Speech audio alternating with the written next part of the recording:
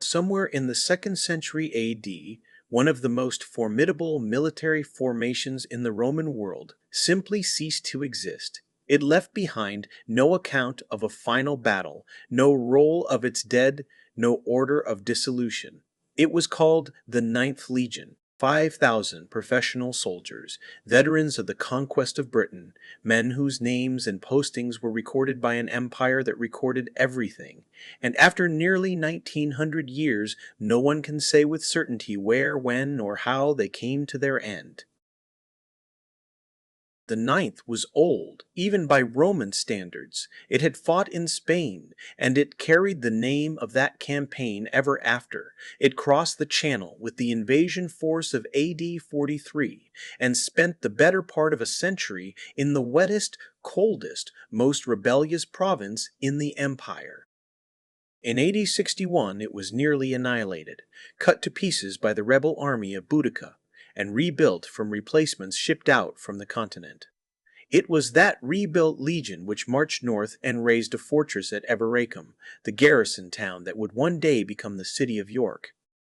There, in AD 108, the Ninth cut its name into a stone gateway, recording the rebuilding of its fortress in the reign of the Emperor Trajan. That inscription is the last thing about the Ninth Legion that historians regard as certain. After it, the record thins to nothing. There is no notice of a defeat, no mention of disgrace, no decree dissolving the unit.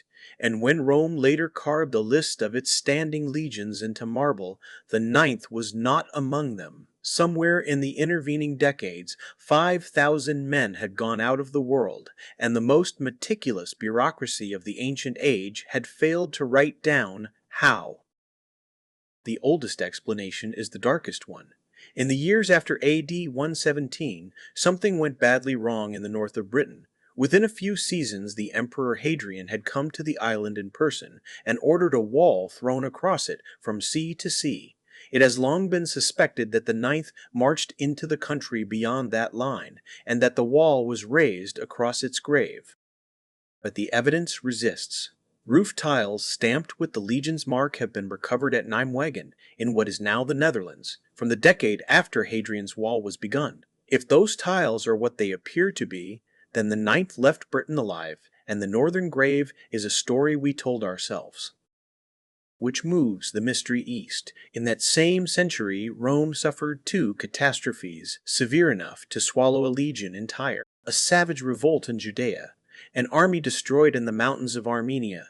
In neither case does any surviving source trouble to record which units were lost.